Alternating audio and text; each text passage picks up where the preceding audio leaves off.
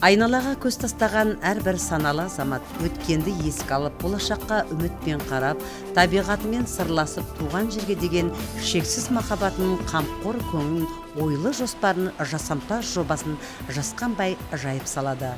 Таяуда ғана Ташкент облысы Бостандық ауданына қарасты Қызылсу елді мекенінде жаныс текті Жанбай баба ұрпақтарының ұйымдастыруымен бас қосу немесе өткендерді еске алу болып өтті. Негізі Бостандық ауданы Қызылсу мекенде Жанбай бабаның ұрпақтары орын тепкен. Биыл Өзбекстанда Қазақстан жылы аясында өткізілетін іс-шараның ұйымдастырылуы ерекше мәнге ие. Қазақ пен өзбектің базары да, мазары да бірде, бабаларымыз бекер айтпаған. Себебі екі халықтың тілі де, діні де, тағдыры да, тарихы да бір тұтас. Сондықтан көршілес елдердің арасындағы тығыз байланыс ғасырлардан ғасырларға жалғасып келеді. Өзбекстанда Қазақстан жылы, алдыңғы жылы Қазақстанда Өзбекстан жылы өтіп жатыр. Бұл да болса елдің бірлігі, елдің амандығы, елдің тыныштығының куәсі болып отырмыз. Осындай бір үлкен шарада ел жиналып, өте бір жақсы шара өтіп жатқан жайы бар. Жанбай атамыздың ұрықтары келіп, бабасына ас беріп, елді жинап, батасын алып жатқан екен. Елді бабамыздың рухы қолдасын, демеп, жебеп жүре берсін. Бүтін Өзбекстанда өтіп жатқан жақсы шаралардың бірі. Ел аман, жұрт тыныштығында, елдің амандығы болсын, жұрт тыныш болсын. Әрдайым Өзбекстанымыз гүлдеп, жайнап жасай берсін. Ол тойдың негізгі мақсаты осы ағайындардың басын қосу. Мына енді өзбек ағайындар менен біздің қазақ ағайындар ерте бастан ақ тарихи бірге келе жатқан. Өзбек өз ағам деп бір-бірімен араласып, құраласып жатқан ел болатын.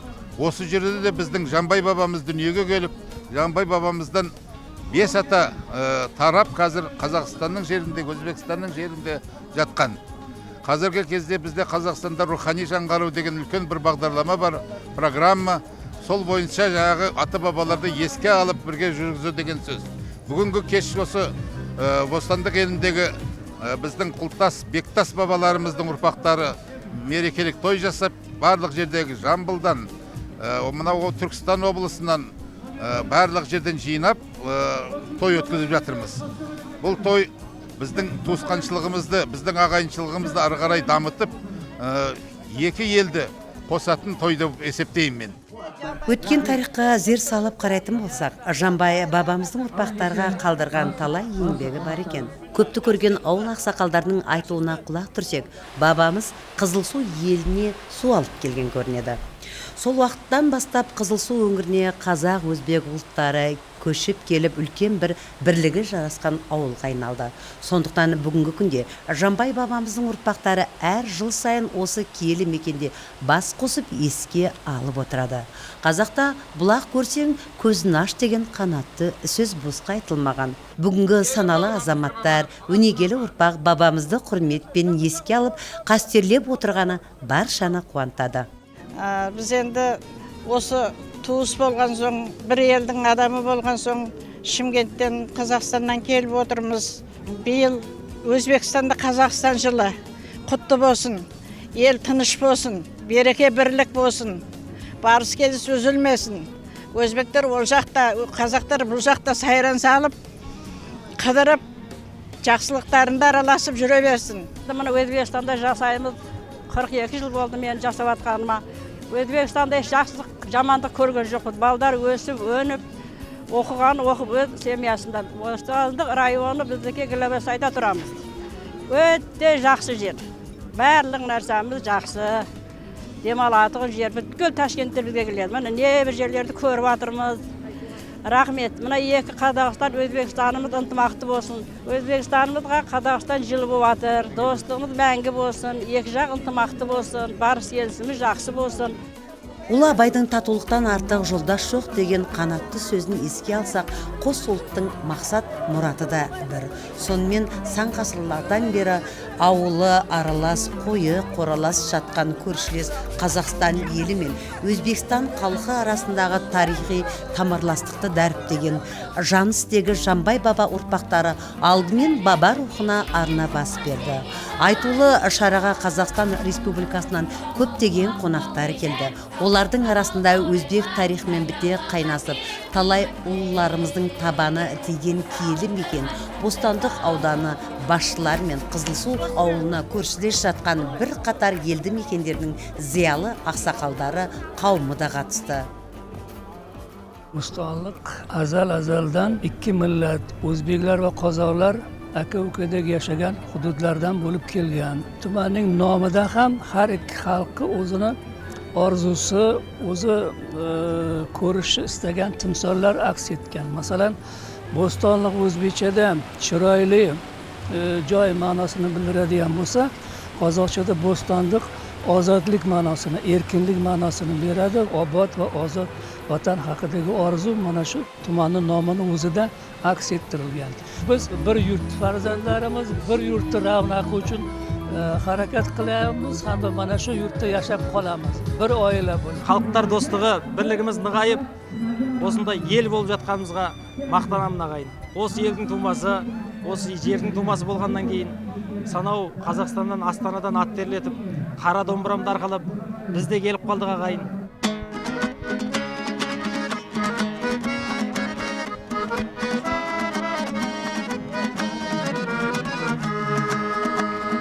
Жетегіндерім жалғандың қалаға жедел жетіп біз, арынан ері бармандың ауылдан шығып кетіп біз. Арайын түгі баспаным, араласам да жер-жерді, атылған ауылдастарым сағынып жүрмін сендерді. Ауылдан көшкенге қалада өрлеу өсмейді, ауылдан адам көшкенмен адамдан ауыл көшмейді. Ауылдан адам көшкенмен адамдан ауыл көшмейді. Біздің Өзбекстанда жасап атқан 137-ден астам ұлт уәкілдері жасаса, әрбір ұлттың өзіне сай әдет, ғұрпы, салт дәстүрі болады. Мына бүгінгі қазақ ұлтының салт дәстүрі бойынша ата-бабасына ас беру мерекесі өтіп жатыр. Жамбай ауылы, Қызылсу ауылы деп жатамыз. Мына біздің Бостандық ауданын алып қарасаңыз, табиғаты өте тамаша.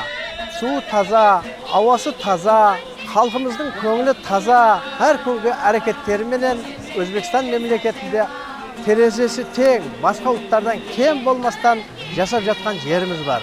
Жұртымыз аман болсын, біз әр күнгі өмірімізді мағыналы өткізуге дайынбыз. Мен осы Өзбекстан Республикасында жасап жатқанына өте ризамын.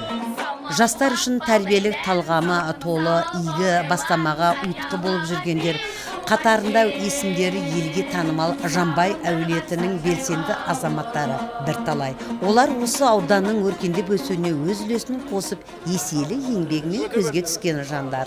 Ауыз біршілігі жарасып үйіп отырған бұл ауылдан талай дарындылар қанат қағышты. Жамбай баба ұрпақтарынан көптеген қоғам қайраткерлері мен ғалымдар, белгілі ұстаздар, ауыл шаруашылығына еңбегі сіңген білімді мамандар шыққан. Ежелден ақ өзбек ағайын мен қазақ ағайындар бауырлас, дос, жарам болып келген. Қайбір той домалақ болса да, осы ағайындар ешқайсысынан да бір-бірінен алыс кетпеген. Оның бір айғағы өзбек, өз ағам деп біздің қазақ бауырлар оларды мәртебелеп келеді. Қазақстан мен Өзбекстан бүгінгі таңда да осы екі елдің арасындағы достық қатынастар қай саладан болса үзілмейді. Міне қазір біздің еліміздегі осы Өзбекстан туған жеріміздегі өнеркәсіптерде қай сала болса да Қазақстанмен бірлесіп өсіп өркендеп келеді. Және оқу, білім мәселе жайында болса, осы Қазақстанға барып, біздің өзбекстандық жастар олимпиадаға қатынасып, жүлделі орындарды алып, осы жерден Қазақстанға барып, грант несімен оқып түсіп жатыр. Өткен жылы Павлодарға барып, сөйерде футбол командасын алып барды Жамбай. Ол жерде жүлделі орыннан бұлар қайтып келді. Осы біздегі демалыс орындарына, қай жеріне болса да, біздің Қазақстаннан келіп, осы жерге демалып, алғысын айтып, мынау біздің Өзбекстанның Швейцариясы атанған Бостандық ауданына келіп кешіп жатыр. Бұл да екі елдердің арасындағы достықтың бір қатынасының себебі деп есептеймін. Қазақстаннан, Өзбекстаннан қонақтар келіп жатыр.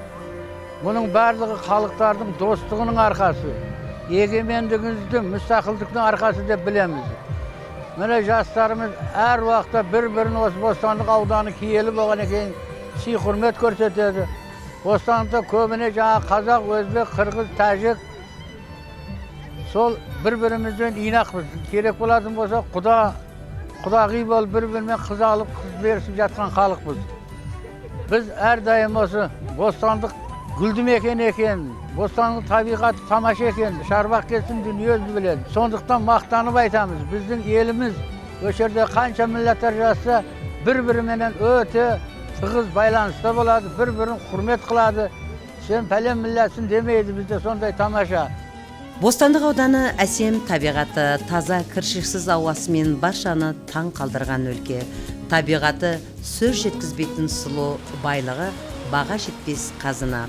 Қызылсудың әсем табиғаты адам баласының бойына қуат, көңіліне шабыт, сезіміне ләззат, шапағатын шашатын сұлулық пен әсемдік әлемі.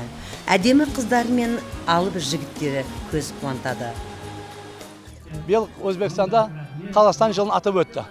Сол жылмен биыл жылдың ақырына шейін осы жерде бізге тұратын осы ауылымызда 500 қан адам болса, соның ішінде өзбек, қазақ, орыс, тәжік аралас жасаймыз бәріміз бірге. Енді жылдың ақырына шейін осы жерлерді мейрам қылып, жақсы өткіземіз. Осы Бостандықтың жақсы жерлерін апарып көрсетпекшіміз Қазақстаннан келген қонақтарға. Бұл деген сөз туризм. Олар ертең бүгін қазір 10-ын апарсақ, ертең 100 болып келеді. Бұл деген сөз біздің Өзбекстанымызға, Бостандығымызға, туризмімізді, раважнашқа өзіміз қысамыз қосқандай боламыз. Бостандық ауданында, Ташкент облысының Қызылсу ауылында Жанбай атамызға бағысталған мерекеміз болып жатырды. Өтіп атырған мейрамымыз барлығымызға құтты болсын. Бостандық ауданында жасап келеміз. Осы Өзбекстанның табиғаты өте тамаша. Тау етегінде жайласқан бұл Қызылсу ауылында шипабағыш бұлақтарымыз бар. Осы жерде үлкен-үлкен аталарымыз, әжелеріміз еңбек етіп, осы жерде түп жайып, көгеріп, өніп өскен. Осындай Бостандық ауданында жайласқанымызға бізде қуаныштымыз. Неге дегенде екінші Швейцария деп те аталады біздің жайласқан жеріміз. Өздеріңіз көріп тұрғандай табиғатымыз өте әдемі.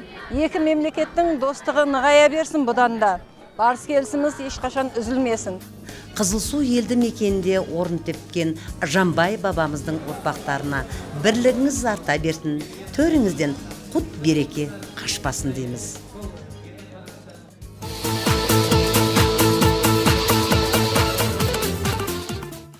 Бабалар рухына Құран бағыштау ежелден келе жатқан дәстүр. Бүгінгі хабарымыздың екінші бөлімінде Ташкент облысы Жаңажол ауданында Айтбозым Елібай Жаңабайдан тараған ұрпақтар бас қосып отыр. Бүгінгі жиынға жерлерден қонақтар келген. Олан асыр той өткізуде. Ауызбіршілігі жарасқан бұл елден талай-талай ақын, жазушы, ғалымдар мен тәжірибелі дәрігерлер шығып, Өзбекстанның өркендеу жолында өз үлестерін қосып жүрген азаматтар. Көктемнің бір жарқыраған күнінде ағайындарымызға келіп отырмыз. Бұлар Өзбекстанда тұрса, біз қазақ елінен келіп отырмыз. Ұлы дала елінен келіп отырмыз. Екі халықтың достығын үгіттеуде биыл Қазақстанның Өзбекстандағы жылы болып жатыр. Соның жағдайында біз Ташкентке келіп, өзіміздің ағайындарымызға келіп, сәлем беріп, солардың амандығына, олардың жағдайына көңіліміз толып өткізіп жатырмыз. Енді өзбек пен қазақ ағайынды халық. Біздің мақалымыз бар, өзбек өз ағам. Сондай өте бірлігіміз жарасқан үлкен ұлы халықтарымыз. Қазір шекарамыз ашылып, бір-бірімізбен қатынасымыз жақсарып, өте жақсы жағдайда жатырмыз. Әр елдің Қазақстанда, Өзбекстанда бірінің экономикасын көтеруге өте қолғабыс жасап жатыр. Сондай әр уақытта бірлікпен, тірлікпен достаса бергеніміз жақсы болатын шығар. Өзбекстан мен Қазақстан ежелден достас халықтар, бауырлас мұсылман халықтар. Біз осындағы Өзбекстан еліне, үлкен Өзбекстан халқына рахметімізді айтамыз. Біздің қандастарымызбенен үзеңгілесіп, бірге тұрып, жағдайларын жасап, бірге жұмыс істеп, бірге бауыр болып тұрып жатқандығына біз қуаныштымыз. Бүгінгі ұрпақ өткен тарихты білу керек. Мәдениетті адамның негізгі белгілерінің бірі өз отанының тарихын, ата бабасының ерлік істерін құрметтеу болып табылады. Туған халқының өткенін біле отырып, бүгінгіні бағалай аласын. Айтпозым Елібай Жаңабайдан тараған ұрпақ бүгін үлкен ас беріп отыр. Ал енді әңгімеге құлақ салайық. Қарым қатынас қылып, Қазақстанда Өзбекстан жылы, Өзбекстанда Қазақстан жылы болып жатыр. Полиция саясатымыз өте жақсы болып жатыр.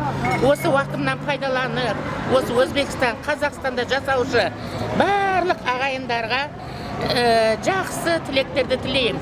Құдайға шүкір, біздің халқымыз өте тыныш, халқымыздың барлық жағдайы жақсы жаратылған, барлық халқымыз өздерінің істеп жатқан жұмыстарымен, тірліктерімен разы. Біз мына бүгін істеліп жатқан үш атаның тәдбірінен өте қуаныштымыз. Осыны алып бара жатқан жігіттерге рахмет айтамыз. Бұдан кейін де өткізу және жастарымыздың өсіп өну үшін, бір-бірлерін тану үшін бұл үш ата деген атамыздан елден ескі келіп жатқан дәстүр бұл. Құдай қаласа үш ата бір-бірін қай жерде жүрсе бір-бірін әр уақытта бір-бірін сыйлайды. Бұл елде ел тыныш болса, ақаллар тыныш болса, дүние тыныш болса, халық тыныш болады. Әрине бүгінгі Жаңажол ауданында өтіп отырған үш ата Айтпозым Елібай Жаңабай атаға арналған үлкен дәстүрлі той бабалар рухын ұлықтау болып табылады. Ел арасында салауатты өмір салтын қалыптастыру жастарды ұлтаралық достыққа, патриоттық сезімге тәрбиелеу болып келеді. Өзбекстанда Қазақстан жылында осындай достығымызды нығайтатын бас қосу шаралары тойлана берсін. Достығымыз мәңгі болсын.